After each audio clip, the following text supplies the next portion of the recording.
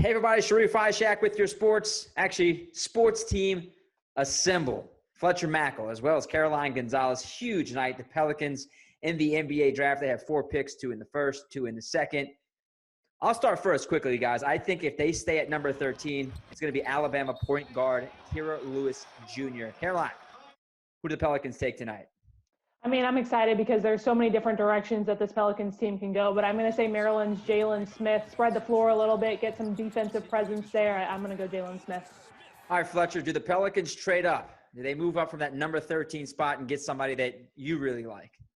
That's a question that I think we know the answer to. They want to move up, Sharif. Can they move up? I just don't know. Reportedly, a lot of teams want to move up in this draft. I think the Pelicans have targeted someone in the top 10 that they know will be there, say, 4, 5, 6, 7, 8, but that won't be there at 13. So I think Executive Vice President David Griffin is going to try to move up. I don't know if he'll be able to move up, though. All right, on to the Saints we go. Drew Brees' second opinion confirmed that he has 5 fractured ribs and a collapsed lung. Actually, he was at practice today, sitting there watching the black and gold practice and kind of bopping up and down to the music. I guess Drew Brees likes the music selection for the Saints. Now, back in 2017, Malcolm Jenkins was on the Philadelphia Eagles. Their starting quarterback went down with an injury, but they still won the Super Bowl, and he's back in the same exact spot with the black and gold. And he feels like the Saints can still get the job done without Brees if it's for a little while.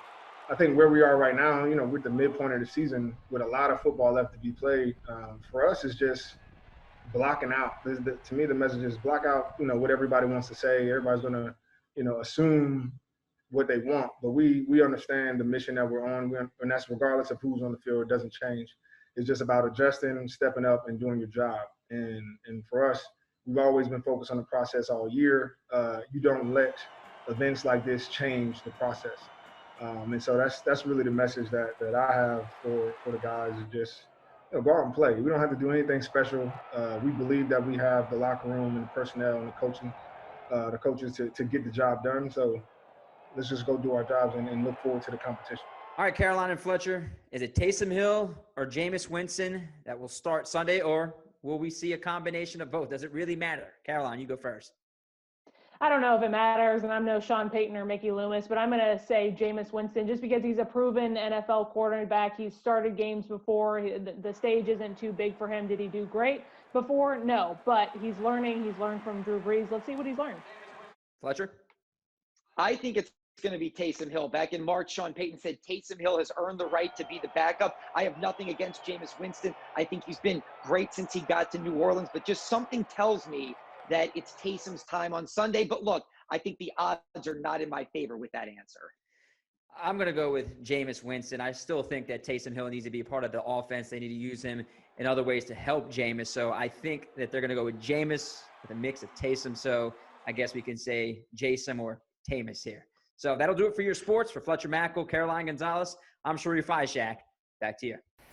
The 2020 LSU Tigers football season just continues to hit every single branch on its way down the ugly tree. A program that less than 1 year ago won the College Football National Championship is now mired in chaos, in controversy, and on Saturday night, they suffered the most embarrassing defeat in recent memory. The number 1 ranked Alabama Crimson Tide come into Tiger Stadium and they rout the Tigers 55-17, and it wasn't that close. Nick Saban's Crimson Tide up 21-0 after the first quarter.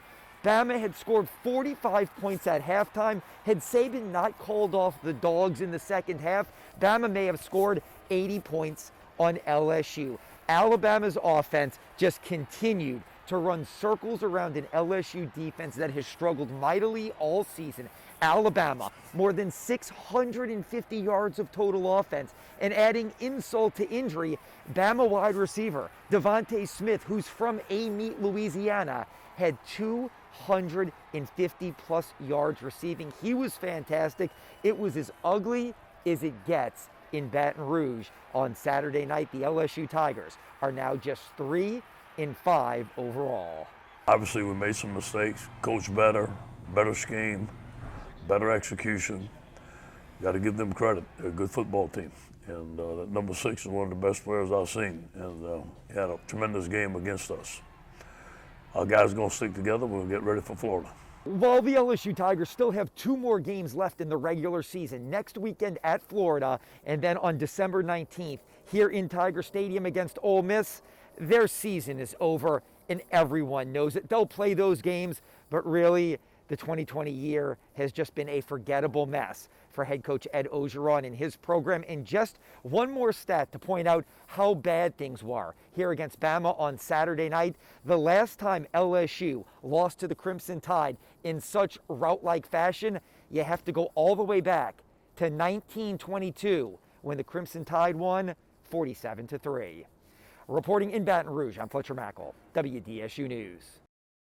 As one of the few people who got a chance to watch the game in the press box, Fletcher, the one thing I could tell you about the entire game with no fans in it, it was just bizarre, very weird. You can hear everything on the field. Let me just tell you, as someone who was not lucky enough to be in the press box with you and who watched it on TV just like all of you all, it was a normal NFL experience watching it in the sports office at WDSU. And while all the hype and the hoopla leading up to the game was about Tom Brady and Drew Brees, the 2 future Hall of Famers, it was really the defenses that shined today, fair to say? The Saints defense was just outstanding. After allowing a touchdown on the opening drive, it was punt, interception, block field goal, punt, and a pick 6 by Janoris Jenkins. They hadn't ran it all game. As we were watching film earlier during the week, we noticed that they like to run it. Me and Lat was on the sideline talking to each other, telling each other what finna come out the second half. The second half of the first drive, that's what they did. Ran double out. Our secondary was eating. I mean, it was up to the D-line to really try and get Tom Brady off the spot, really try to put pressure on the spot, and try to affect his throws. And when it comes down to it, I think that, we did our job up front, and our guys clearly did the job behind us. It was just important for us to start fast. We knew we were going to be facing a good offense, a lot of weapons, arguably one of the greatest quarterbacks to ever play the game, probably top 2, and so we knew it was going to be a challenge. We knew it was going to be a dogfight, and our defensive front played amazing. And as happy as Sean Payton was with the defense and special teams, let's just say he wasn't all that happy with the offense. That was probably as bad a game as I've had as a play caller. Just trying to find a rhythm and a tempo, that was awful.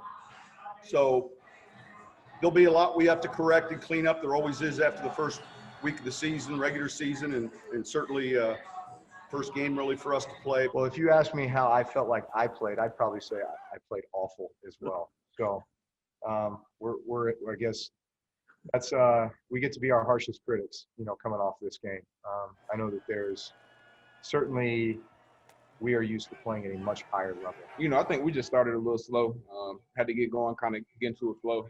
It's the first game, so I'm sure we'll look at the film and see some things that we could have done better. But I don't think they did too much to really deter us from what we wanted to do.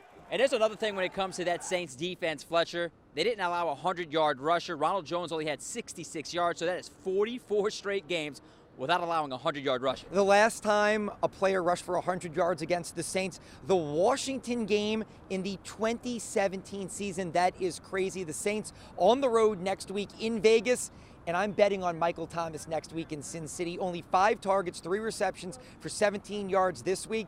I bet he breaks out next week big time in a Monday night game against the Raiders. For Sharif Ishak, I'm Fletcher Mackel, WDSU News.